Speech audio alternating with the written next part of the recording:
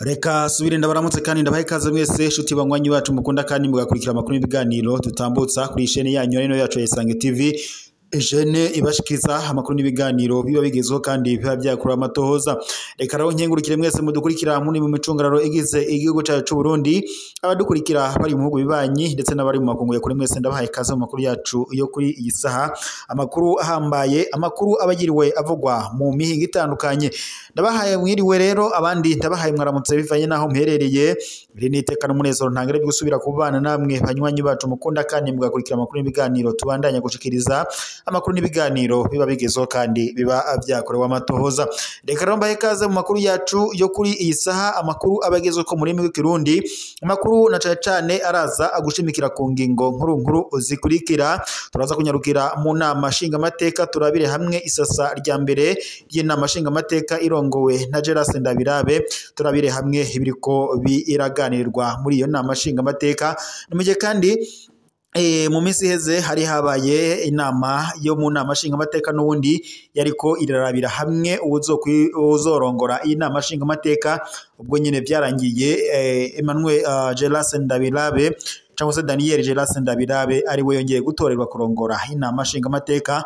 Kuri ubu ngubu rero isasa rya mbere ry'inama nshinga amateka ryateranye, rikaba rirongowe n'ubundi na Geras Ndabirabe wongeye kurongora iyi nama nshinga amateka. Turaza kurabira hamwe ibiriko birabera ngaha ku ngoro nyine y'amakoraniro mu Kigobe, turabire hamwe ibiriko birarangurirwa muri iyo nama y'abashinga amateka. Turaza kandi kunyarukira mu biriko biravugwa muri politiki ngaha mu Burundi, turabire hamwe bombori zasubiye kwaduka hagati y'umukuru w'igihugu cy'u Burundi ndetse n'ibihangange mu gisirikare cy'u Burundi, uriko uradomwa ko urutoki ubu ngubu ni Prime Niyongabo uramutswe igisirikare cy'u Burundi ndetse na Eri Ndayizigiye batazira muzinga. Kuri ubu ngubu basubiye kwifatira ku gahanga umukuru w'igihugu ndetse binavugwa ko bashobora kuba aribo bashaka gufata ubutegetsi bw'u Burundi. Kuri ubu rero turaza kunyarukira hamwe turabire hamwe kuri ko biravugwa mwibohero rikuru rya Mpimba, aho rero akajagari kasubiye kwaduka ndetse harimo karavugwa kunyinyurana mu butegetsi ndetse n'ubusuma bujanye n'inzahabu ndetse inigitoro biriko biraturuka muri Republika Iharanira Intwaro Rusange ya Kongo mu Kinyegero, ariko bikavugwa ko biriko birakogwa n'igisirikare cy'u Burundi. Prime Niyongabo rero yongeye kugaragaza ko ashoboye, abanyagihugu baratabaza kubera ko barushe cyane. Perezida Evariste Ndayishimiye ariko araca ku biti no ku mabuye kugira ngo arabe ko ibibazo bihanze abanyagihugu Burundi ibyohera, ariko iyo uravye ubona ko byamaze kumunanira, ukabona ko rero afise ibibazo ntangere mu gihugu cy'u Burundi ndetse ko no kwitoza mu kibanza cy'umukuru w'igihugu matora yimirije 2027 bidashobora kuzomukundira bivanye nuko abanyagihugu b'u Burundi bamaze kumutakariza icizere. Byose turaza kubigaruka ko ku buryo bw'idonido. Ntimuze kujya kure y'imonesha kuri yanyu mukunda cyane imwe rudende ya Isange TV, imonesha kure ibashikiriza amakuru n'ibiganiro biba bigizo kandi biba byakorewe amatohoza. Reka mbibutse mwibuke gufyonda suivre partager ndetse na sabone kugira ngo tujye tubana mu makuru n'ibiganiro bya misi yose tuba turiko turashikiriza kuri imbonesha kuri yanyu mukunda cyane imwe rudende ya Isange TV.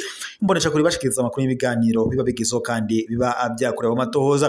Reka rero subire ndabahe kaze mu makuru yacu ku buryo bw'idonido, tugira duhere ku nama ashinga amateka.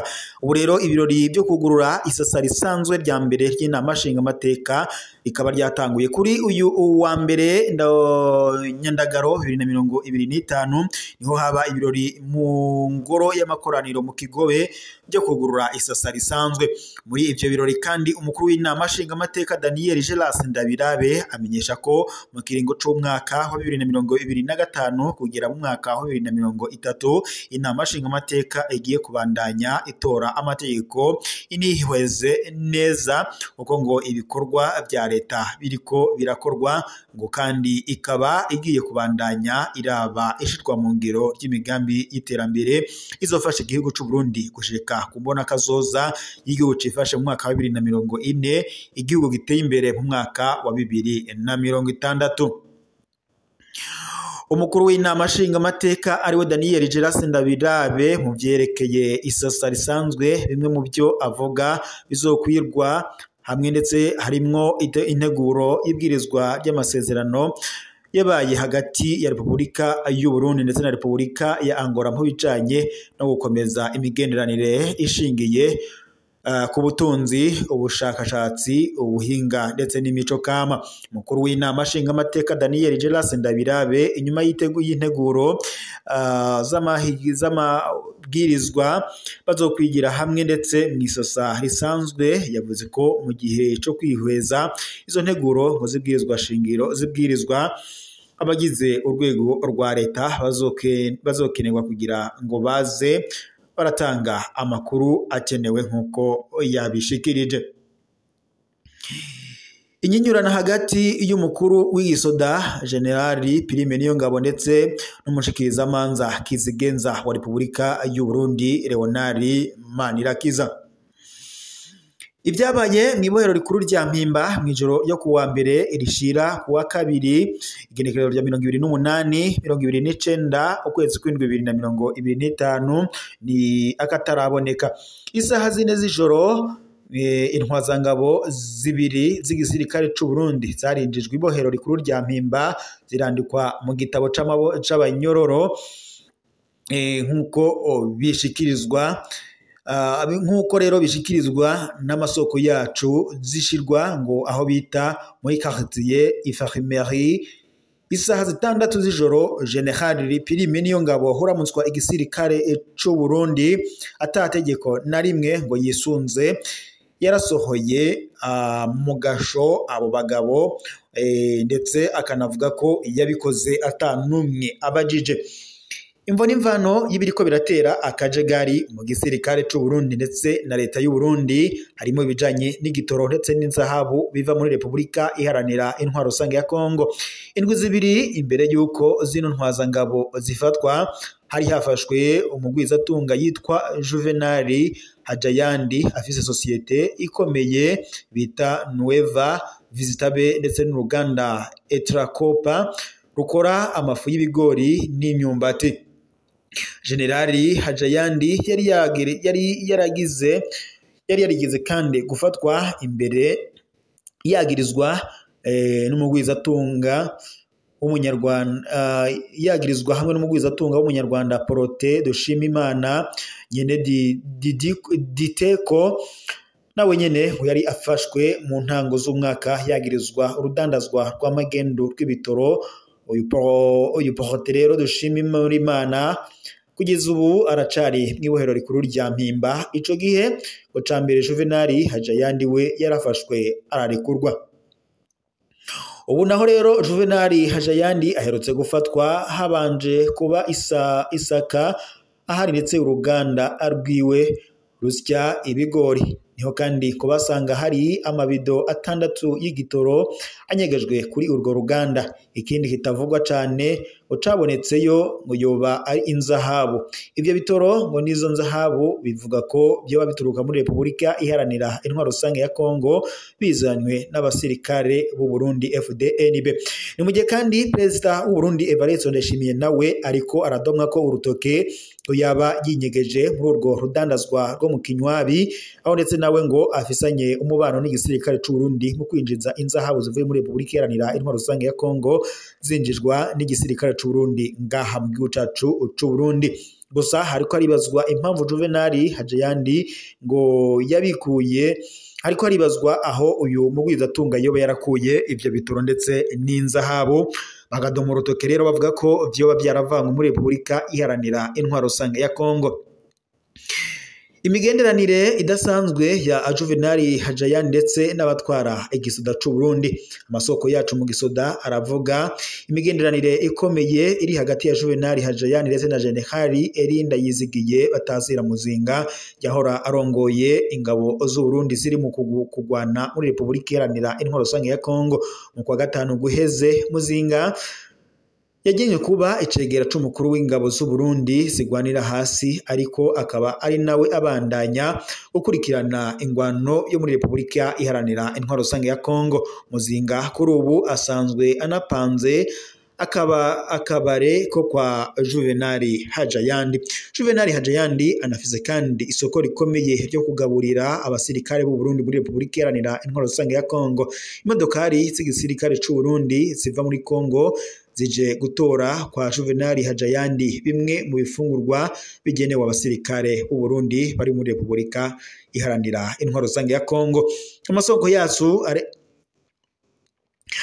Murantunga, amasoko yacu aremeza ko izo modoka zitaza ngo ziri gusa. Ayo masoko kandi avuga ko zizanye igitoro zivanye muri Republika Iharanira Intwaro Rusange ya Kongo be n'inzahabu.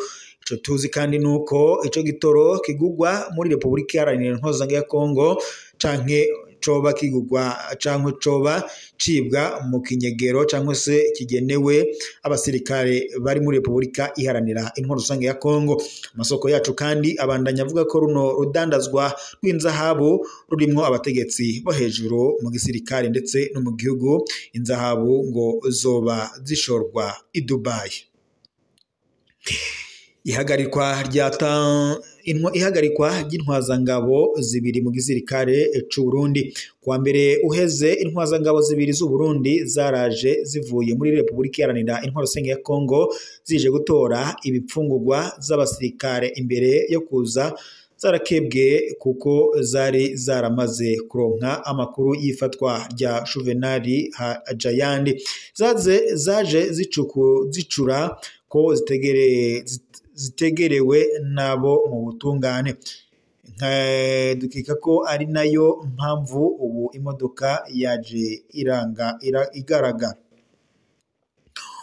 Uko zino ntwazangabo zabyiketse ni nako byaje kuzishikira. Zarashitse zica zihagarikwa ariko imodoka isatswe ntaco bayisanzemwo. Za ntwazangabo zaciye zijanwa mu gusamba kwa Procureur General de la République. Uko niko amasoko yacu avuga kugeza ubu. Zuba kandi zasambishijwe ku isaha 8 gushika nijoro, hanyuma zirungikwa gupfungwa mw'ibohero rikuru rya Mpimba. Isaha 4 z'ijoro niho zinjijwa mw'ibohero zijanwa muri quartier ya Efrimere. Amasoko yacu kandi avuga ko General Prime Niyongabo uramutswe igisirikare c'u Burundi yamenye ayo makuru atevye cane mw'ijoro ku murango mw'ijoro. Naho ku murango muri parke boba ngo baranamurondoye baramubura. Prime Niyongabo yapfuye kuvyumva nawe aba arahagurutse. Isaha 6 z'ijoro yari ashitse kw'ibohero rikuru rya Mpimba asohora za ntwazangabo arazitahana. Ubundi umunyororo amaze kwinjira mu Mpimba kugira aveyo bisaba ko Procureur asohora ordonnance de libération provisoire, hanyuma umuyobozi w'ibohero agasinya billet de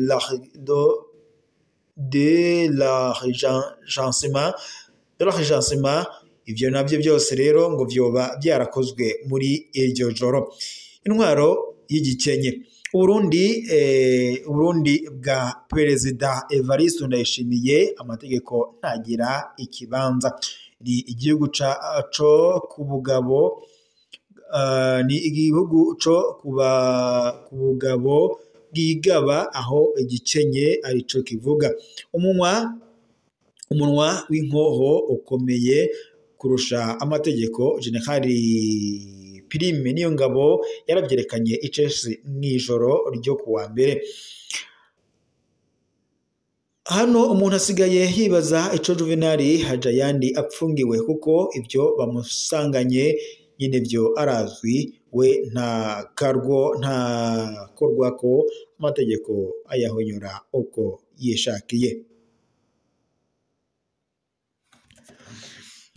Ngivyo rero ibiriko biravugwa muri politike y'u Burundi irongowe na Perezida Evariste Ndayishimiye, aho igisirikare c'u Burundi cari kimaze iminsi kinuganurwa ko kijya guseha inzahabu iturutse muri Repubulika iharanira intwaro rusange ya Kongo kizanira mu kenyegero abategetsi mu gisirikare c'u Burundi ndetse no mu bategetsi bw'igihugu c'u Burundi ndetse na Perezida Evariste Ndayishimiye nawe akaba ariko aradomwa ko urutoke. Mu minsi iheze twabashikirije ntahe yuko ingabo za umugwi witwaje urwanisho wa M23 wari wafashe imodokari zishika 30 z'igisirikare c'u Burundi zari zijabukanye inzahabu mu kenyegero zijanywe mu gihugu c'u Burundi.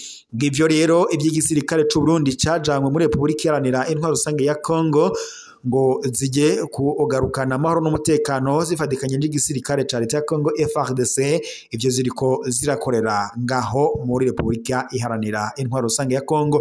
Gusa abakurikiranira hafi ibyo ngaha muri karere k'ibiyaga binini na cane abahinga mu vya politiki bavuga ko Perezida Evariste Ndayishimiye n'ubundi umugambi yarafise ari wo kumara inzahabu za Repubulika iharanira intwaro rusange ya Kongo kuko atari agiye kugwanya umugwi twaje urwanisho wa M23 ko bivanye yuko ndetse n'umugwi wa Red Tabara ngo wamaze kumunanira kugwanya atabasha rero kugwanya umugwi twaje urwanisho wa M23. Reka roshimire mwese mwari kumwe natwe mu makuru n'ibiganiro twariko tubashikiriza amakuru yacu y'aka kanya. Rero reka tube tuyasozera ngaha, reka dusubire mu makuru araza kubageza uko mu kanya kuri ino muresha kuri yanyu mukuru cyane muri Rudende ya Isange TV muresha kuri bashikiriza amakuru n'ibiganiro biba bigezweho kandi biba byakorewe amatohoza. Reka roshimire mwese mwadukurikiraga muri murya ino nino hatandukanye, mbashimire kuba mwari kumwe natwe amakuru yacu nagasaga tuyasozera ngaha, dusubire mu makuru araza kubageza uko mu kanya.